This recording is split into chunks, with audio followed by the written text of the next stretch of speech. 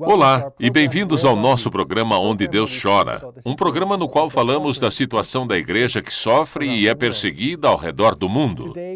Hoje nós falaremos dos católicos na Índia. Lá, os católicos são 18 milhões, ou cerca de 1,8% do total da população. Os católicos estão na Índia há quase 2000 anos, e mesmo assim, recebemos recentemente notícias de violência contra os cristãos. Para nos falar mais da situação dos cristãos e dessa onda anticristã de violência na Índia, é meu privilégio receber a Sua Eminência, o Cardeal Oswald Gracias, que é cardeal de Mumbai, na Índia. Sua Eminência, obrigado por estar aqui em nosso programa. Estou contente por estar com vocês.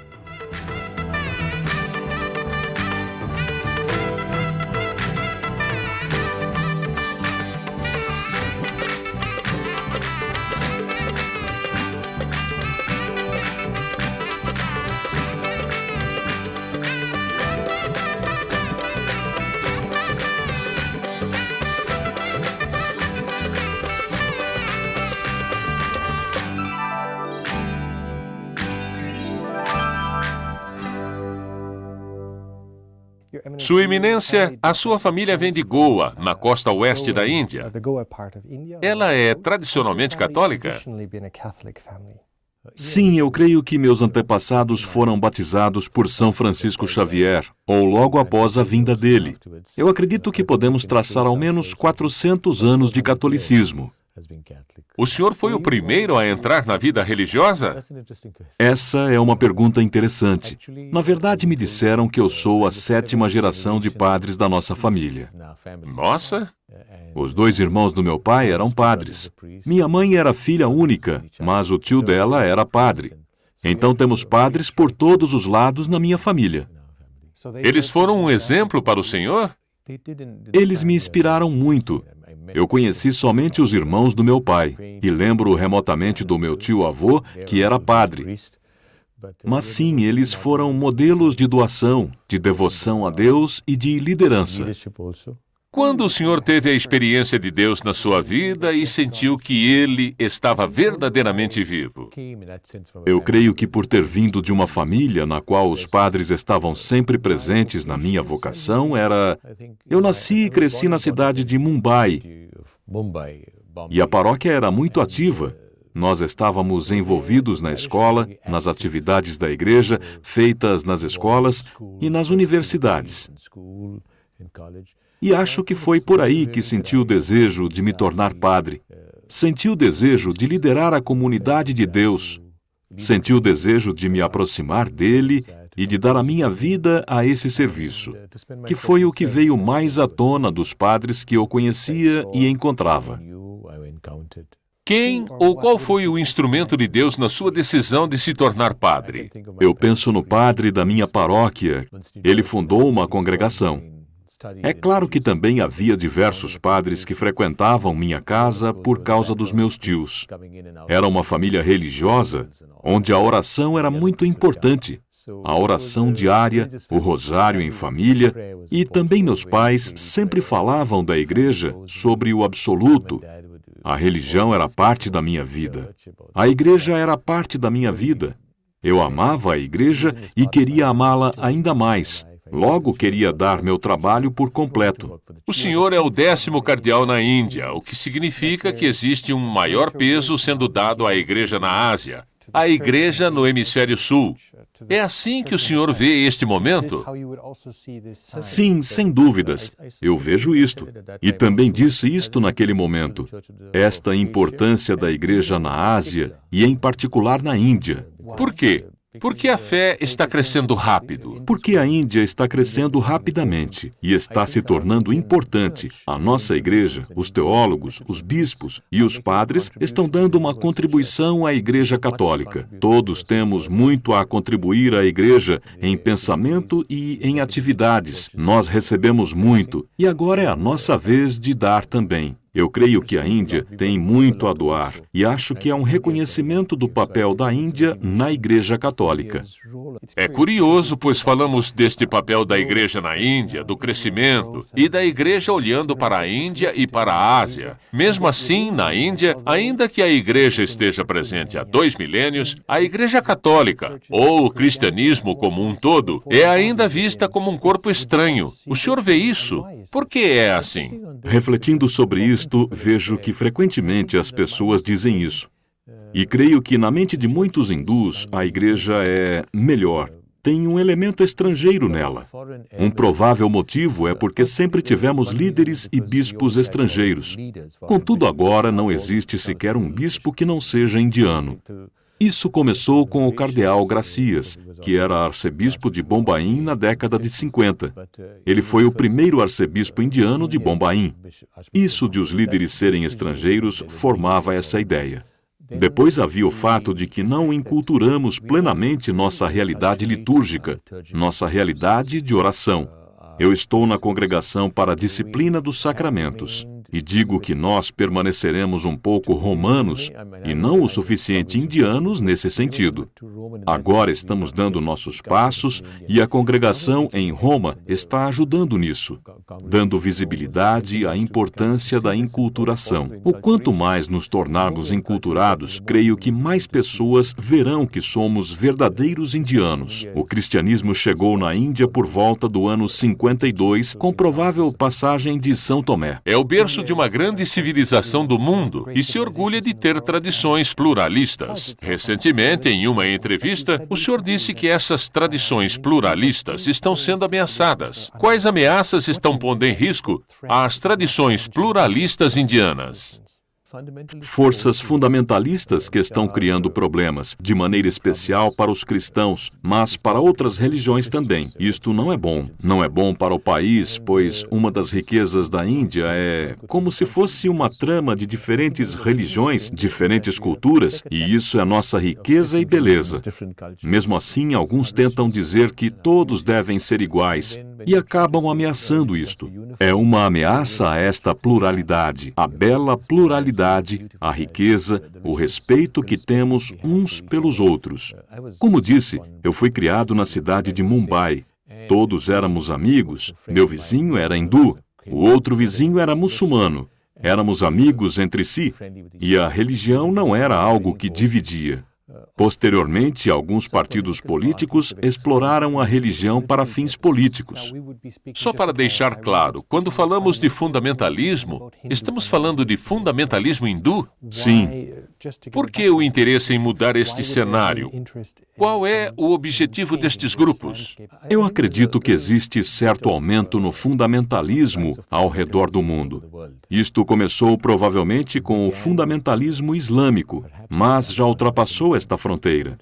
Eu quero dizer que existem também fundamentalistas cristãos, pessoas que não entenderam por completo o Evangelho. O fundamentalismo hindu é bastante recente na Índia. Começou como uma resposta a outros fundamentalismos, porém também foi explorado por partidos políticos que instrumentalizaram a religião para ganhos políticos, para ter um eleitorado de certa religião. Se você diz que sua religião está sendo ameaçada, você vota em mim e eu vou proteger a sua religião. Assim eles se mantêm no poder. Eu vejo que é um jogo perigoso. E eu disse isso para alguns líderes políticos destes partidos. Disse que estão jogando uma partida perigosa. Vocês não percebem isto. Mas vocês estão ameaçando o alicerce da sociedade indiana. E daqui 20, 30, 40 anos, se vocês continuarem agindo desta forma, a Índia estará dividida e será mais difícil aproximar as pessoas novamente. Eu acho que vocês não querem isto. Ninguém quer que isto aconteça. Por isso, é uma ameaça. Mas estes grupos gostariam que a Índia fosse totalmente hindu. Já que me perguntou, eu acho que a maioria dos hindus é tolerante, compreensiva e amigável com as pessoas de outras religiões. Existe um pequeno grupo que é fundamentalista e, com certeza, gostaria de ver a Índia totalmente um país hindu, sendo isso baseado no Paquistão ser um país muçulmano. Logo, a Índia deveria ser hindu. A divisão foi baseada na questão religiosa. Nossos antepassados, os responsáveis da nossa Constituição, os responsáveis do nosso país, Estes querem que a Índia seja secular. E esta é, como eu disse, a riqueza e a grandeza do nosso país. Tudo por causa da sabedoria das pessoas que moldaram a Constituição, trouxeram liberdade e guiaram nosso país todos esses anos. Eu gostaria de focar um pouco nas consequências desse fundamentalismo hindu, e uma delas foi, sem dúvidas, a questão de Orissa em 2009. O senhor disse que o incidente em Orissa foi um dos mais tristes na história da Índia. Mesmo assim, nos últimos 2 anos, nós vimos mais de 138 ocorrências de violência contra os cristãos. Algumas perguntas para o senhor. Como esta violência contra os cristãos se manifesta, para entendermos do que estamos falando? E por segundo, esta tendência está crescendo. Por quê? Eu disse que foi um dos dias mais tristes, porque nunca pensei que na Índia iríamos ter um sentimento anticristão tão forte, fazendo as pessoas fugirem para as florestas. Casas foram queimadas. Exato. Freiras foram tratadas com desrespeito, entre outras coisas.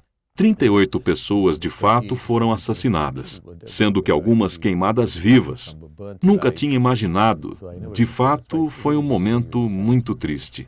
Foi um divisor de águas na Índia no tocante à relação entre as comunidades, ou é algo que já cicatrizou?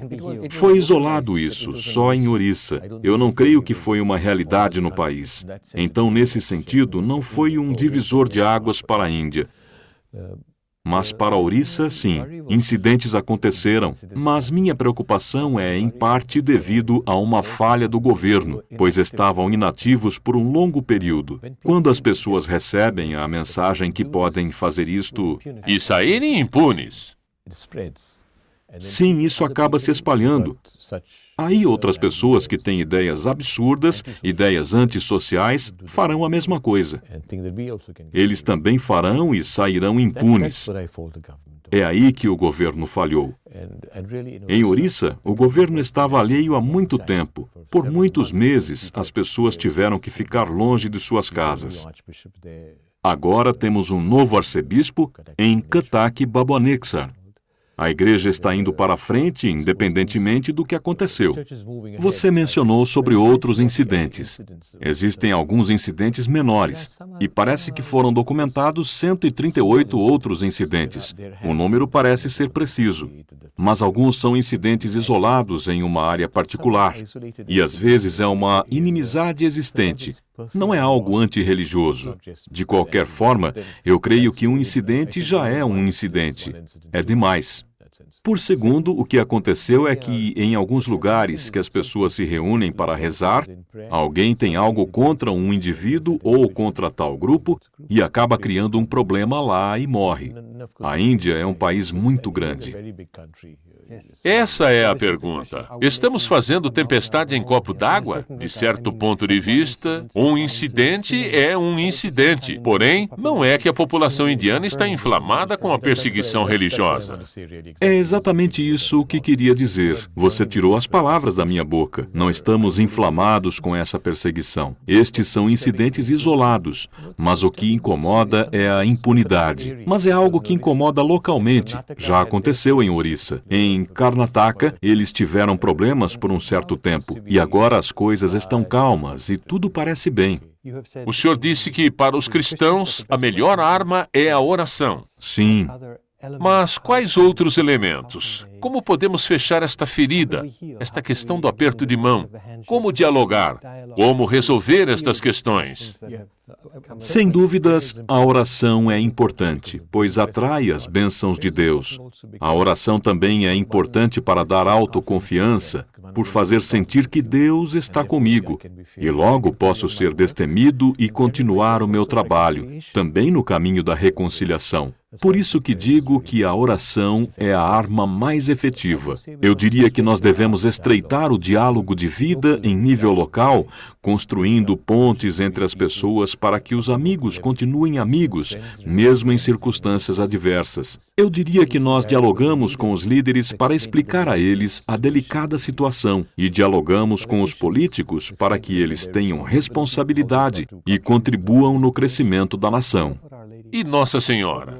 Qual é o papel que Nossa Senhora tem na Índia nessa questão da reconciliação? Eu digo isto pois o Papa João Paulo II doou a sua vida a Nossa Senhora, e o Papa Bento XVI também. Como Nossa Senhora desempenha seu papel em tudo isto? Nossa Senhora é a preferida do povo, em certo sentido. Sim, mesmo entre os hindus. Na paróquia de minha cidade natal, nós temos a novena para Nossa Senhora do Perpétuo Socorro, todas as quartas-feiras, das 8h30 da manhã às 9h30 da noite, de meia em meia hora. Cerca de 70 a 80 mil pessoas vão todas as quartas lá. Disseram-me que 60 a 70% das pessoas que vão não são cristãos e vão só para rezar para Nossa Senhora. Nossa Senhora é vista como uma mãe. Ela é vista com este espírito maternal que não ameaça ninguém. Não sentem que ela ameaça eles ou a cultura deles, ou até mesmo a religião neste sentido. As pessoas têm diferentes devoções a ela. Me lembro que muitos anos atrás, quando a imagem de Nossa Senhora de Nazaré veio a Bombaim, eu pude acompanhar a imagem em algumas paróquias onde as pessoas vinham, rezavam e os católicos permaneciam.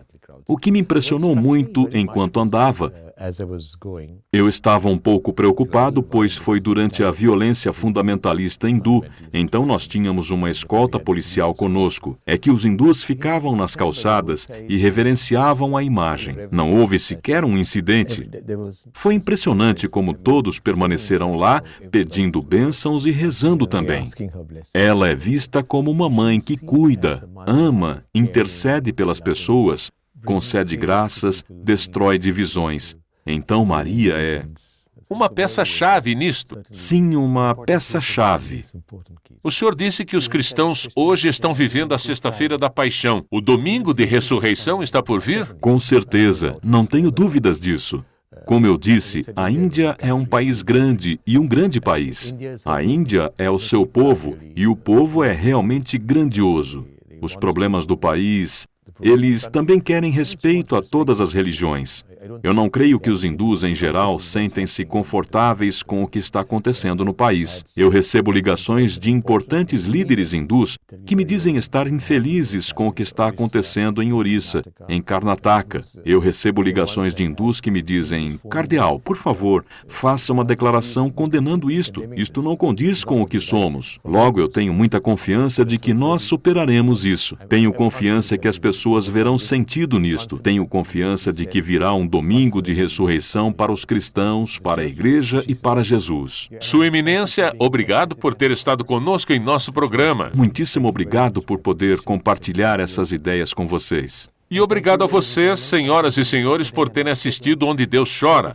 E se quiserem saber mais sobre a história dos católicos na Índia, ou talvez como podem ajudar, eu os encorajo a ver as informações de contato no final deste programa. Esperamos revê-los na próxima semana.